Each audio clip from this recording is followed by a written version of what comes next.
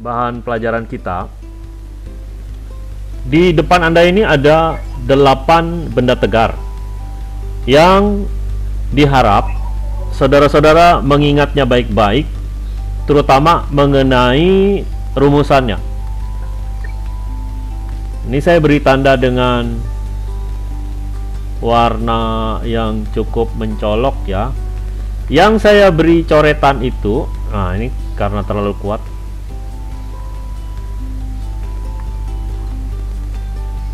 Nah, yang saya beri tanda ini itu disebut dengan nilai-nilai konstanta. Nilai-nilai konstanta yang nanti akan Anda referensikan atau akan Anda pergunakan pada slide-slide berikutnya. Jadi nilai konstanta ini sangat penting untuk mempercepat atau mengefektifkan cara Anda menyelesaikan soal-soal.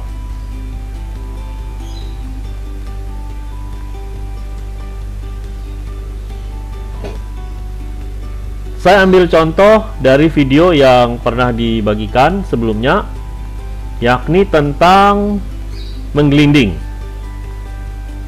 Nah, pada menggelinding bidang datar, persamaan sebelumnya itu dinyatakan bahwa ada gaya F, sebesar ini. Nah, dan F tersebut menarik atau membuat roda atau cakram atau cincin ini bergerak. Nah, torsi yang diakibatkan oleh gaya gesek akan menyebabkan benda ini menggelinding, bertranslasi sambil melakukan putaran. Nah, sudah jelas di sini kalau dalam rotasi ada pengaruh momen gaya atau disebut torsi. Di mana dalam torsi ada I, ada alfa. I dan alfa, I ini momen inersia, tabel yang sudah saya tunjukkan tadi.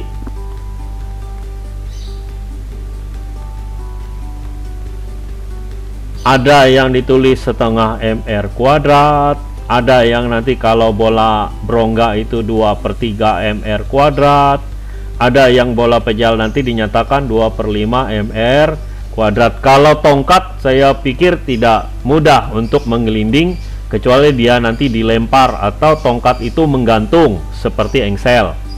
Nah, itu alasannya kenapa tongkat atau batang tidak digambarkan di dalam bidang datar maupun bidang miring. Nah, torsi yang disebabkan oleh gaya gesek dinyatakan sebagai R dikali Fs. Jadi Fs ini adalah gaya gesek. Yunifa, mohon dilihat apakah sekarang kita sedang recording atau gimana? Masih recording, Pak. Ya, terima kasih. Nah, jadi kalau dalam bidang datar dibuatlah persamaan yang lebih mudah untuk mendapatkan nilai percepatannya. Nah, Anda perhatikan di sini nilai I dibagi R kuadrat ditambah M, di mana gaya geseknya adalah I dikali A dibagi R kuadrat. Nah, nilai momen inersia yang saya minta tadi Anda perhatikan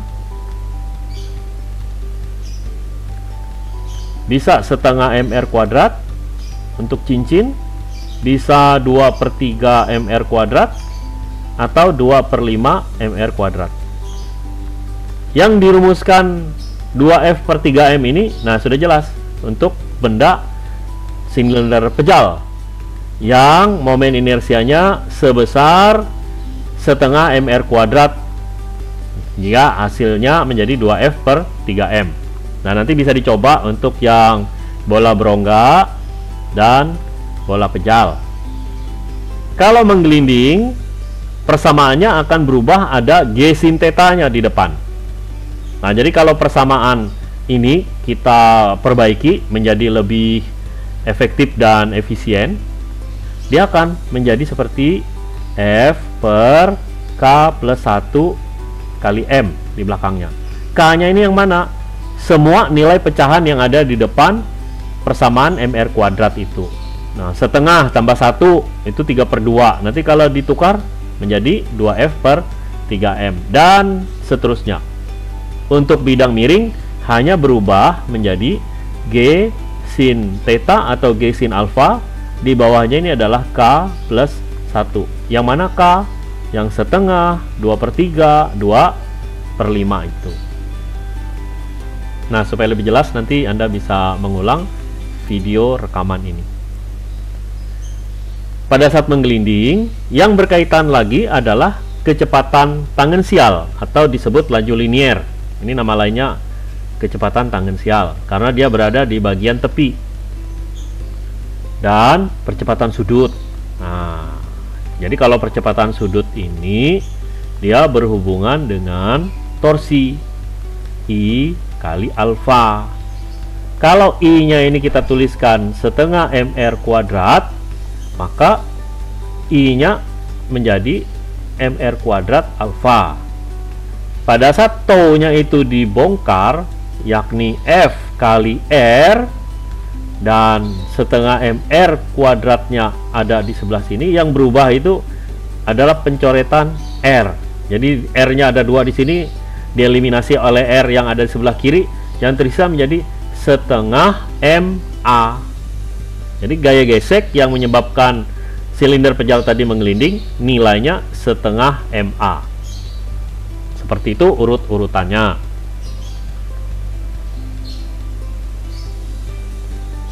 Kalau bola berarti Anda tinggal menggantikan 2/3 untuk bola berongga, 2/5 MR kuadrat untuk bola kejal. Nah, ini yang dibahas mengenai gerak menggelinding. Nah, untuk hari ini yang kita lihat bagian rotasionalnya itu terjadi di katrol. Nah, katrol bagian ini ada 2 kemungkinan katrol ini bisa memberikan fenomena pada keadaan digantung. Fenomena yang pertama, keadaan selip atau hanya terjadi translasi. Jadi pada saat terjadi translasi sama sekali tidak ada momen inersia, yang bergerak adalah tali. Nah, ini hanya terjadi jika katrolnya itu bekarat atau katrolnya tidak berputar. Pada saat katrolnya tidak berputar, maka yang bekerja hanya hukum 2 Newton, di mana percepatan adalah resultan gaya dibagi resultan masanya, tanpa ada sama sekali gerakan rotasi pada katrol. Gaya-gaya yang bekerja di sini, misal M2 itu lebih besar dari M1, berarti gaya berat 2 lebih besar dari gaya berat 1, sehingga resultan gayanya adalah hukum yang paling kuat atau bobot yang paling besar berkuasa ditambahkan jumlah massa yang menjadi pengikutnya atau yang terlibat dalam sistem ini, yaitu M1 dan M2. Nah, kalau Anda perhatikan gambar ini, kayaknya M1 ini lebih besar dari M2. Baik, saya perbaiki dulu, mengubah tandanya.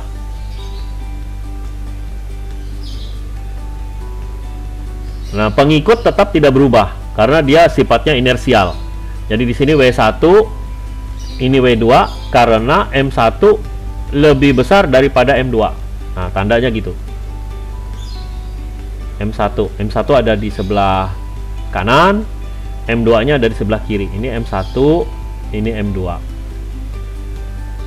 Keadaan berikutnya, jika katrolnya terlibat, artinya katrol itu tidak bergesekan dengan tali, tapi dia melekat dengan tali. Katrolnya terikat dengan tali, sehingga katrolnya berputar atau terlibat atau tidak diabaikan. Katrolnya tidak diabaikan.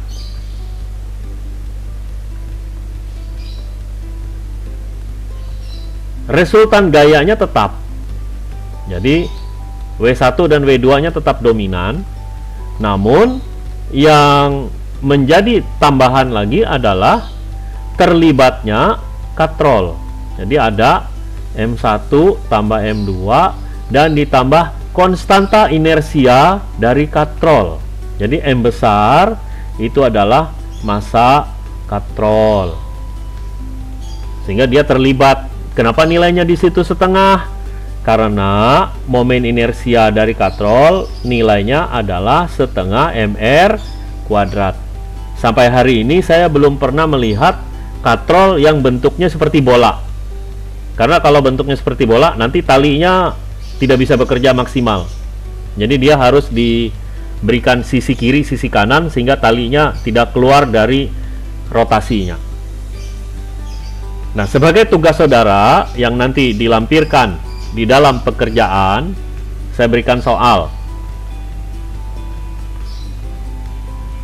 Jika M1-nya sebesar 20 kg, M2-nya sebesar 5 kg, dan massa katrolnya sebesar 10 kg, berapakah percepatan pada kondisi pertama ini dan percepatan pada kondisi kedua? Maksudnya pada saat katrolnya selip, katrolnya tidak berputar, dan pada saatnya katrol ikut serta atau berperan. Perhatikan berapa nilai A yang terjadi. Karena A itu adalah percepatan, maka satuannya adalah meter per sekon kuadrat. Nah, nilai percepatan gravitasi yang digunakan adalah 9,8 meter per sekon. Ini Anda manfaatkan pada saat menghitung beban W1 dan beban W2. Nah, ini contoh bagaimana memanfaatkan gerak rotasi jika katrolnya diikat tepi dan di tengahnya diberi beban. Bagaimana perhitungannya? Nah, perhatikan seperti contoh, sehingga akhirnya diperoleh percepatan menjadi sebesar 2/3G. Tapi jangan khawatir saudara-saudara, ini adalah soal untuk Olimpiade Fisika. Jadi saya tidak akan menguji hal-hal yang seperti ini. Kita skip. Nah, ini contoh katrol. Kalau katrolnya terlibat dan bebannya hanya satu, maka persamaannya seperti yang ada di sebelah kiri ini pada nomor 3.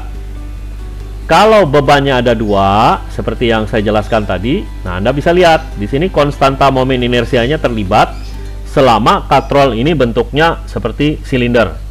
Sekali lagi, tidak pernah ada katrol yang berbentuk bola. Jadi tidak mungkin ada 2/5 atau ada 2/3 di bagian bawah ini. Sampai di sini penjelasan saya cukup jelas. Bisa didengar? Ya? Ada respon? Bisa didengar. Ya. Jelas, Pak. Baik. Nah, ini yang bidang datar dan bidang miring. Untuk memperkuat penjelasan saya yang pertama tadi, bisa Anda perhatikan nanti pada saat videonya diulang, nanti bisa Anda pause. Ya, ini contoh. Kalau bendanya ini sudah membicarakan mengenai energi kinetik, energi yang muncul karena bendanya bergerak. Kalau bendanya bergerak pada bidang datar, Anda perhatikan pada nomor 5 itu. Jadi ada energi kinetik translasi dan ada energi kinetik rotasi. Energi kinetik rotasi dirumuskan setengah I omega kuadrat.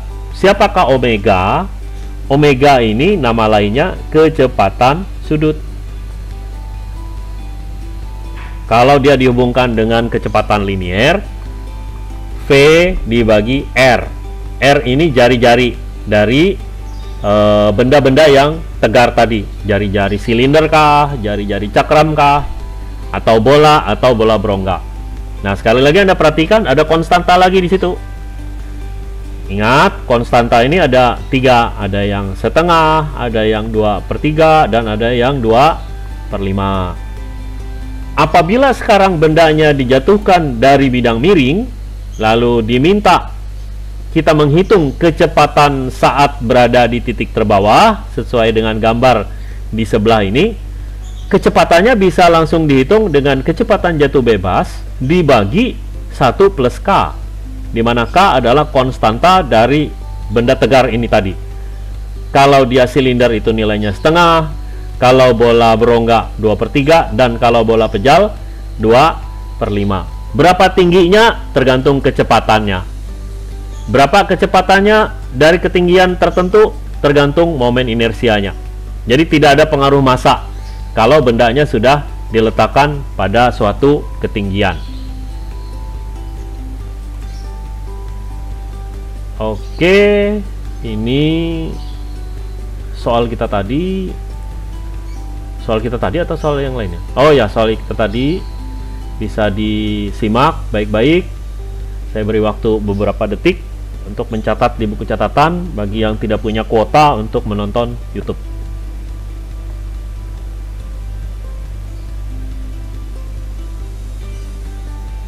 Ya, jika tidak ada pertanyaan, saya stopkan dulu. Silahkan kalau ada yang mau dikomentari dari penjelasan tadi.